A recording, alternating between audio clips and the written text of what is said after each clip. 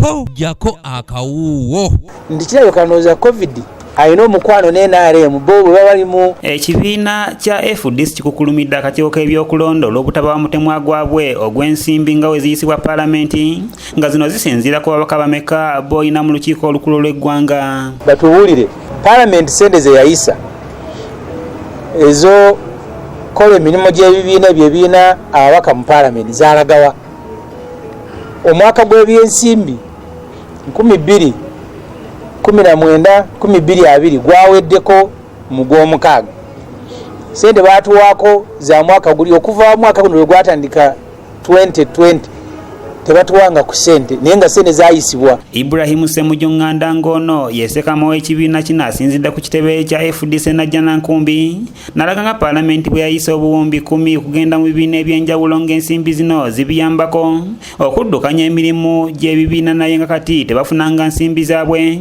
ekiviiriddeko emirimu okugenda akasoobo kubanga ensimbi zino ze baali beesunze okukozesa. Ate nga bamanyi bulungi sente ezo zaateekebwawo n'ebibiina by'obufuzi ne biziteeka mu bajeti zaabyo nga ze zitambuza emirimu wano ku secretariat ne ku branches.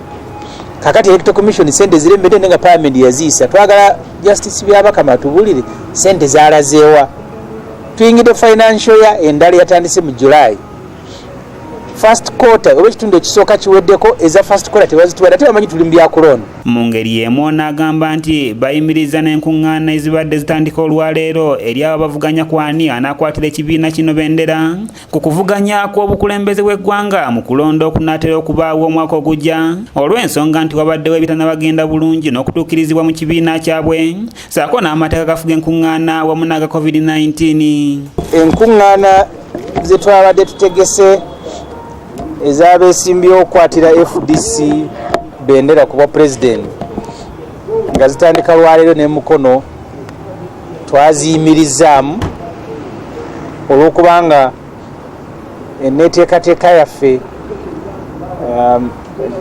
n'ebyetaagisa enkuŋŋaana ezo genda mu maaso tebyawedde mu kiseera kitwale tusuubiriramu. Ssemujju Nganda era avumiridde ekyabannakibiina kya NRM kye baakoze obutagoberera mateeka aga COVID-19 nga basimba ennyiriri ssaako n'okulwanagana okwaleetedde n'abantu abamu okufiirwa obulamu ng'ono agamba nti baalaze ekifaananyi ekibi eri eggwanga ku nsonga z'ebyobulamu.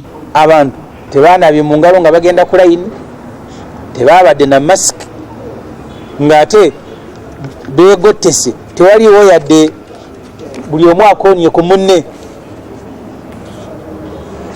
Mu kulonda bwe kwawedde baabadde n'okujaganya mwalabye anite ng'atuuziza olukuŋŋaana luva wano ne mu kibuga atuuziza ogamba nti bamubbye akalulu nti eno lesoni gye tuyize naffe ennene twakitegedde nti omuntu asobola okukola ebyokulonda enkola ey'okutya covid n'asooka n'agissa ebbali n'ogijjukira ng'okulonda kuwedde era BNRM tubeebaza baatuyigiriza. Ono asabye bannayuganda bonna okubeera bakalabakalaba nga bagenda mu kalulu ka bonna era bayigire ku mivuyo egyabaddewo mu kalulu k'NRM n'asambajja ebyayogeddwa nti ab'oludda oluvuganya beetabye mu kamyufu kana k'NRM kyagamba nti kyava kukkiriza buli muntu kugenda kulonda. Yalangirira nti register mugyerabire kasita oba ku kyalo nga bakumanyi kwobeera bw'osanga layini yingira buyingizi era oba weetegereza ebitundu ebisinga obungi tewabaddewo nakusoma ku register, tewabaddewo nga buli yajja bagabugambi musululu moja buli omu ng'ayingira oba obadde oyitawo obadde okola ki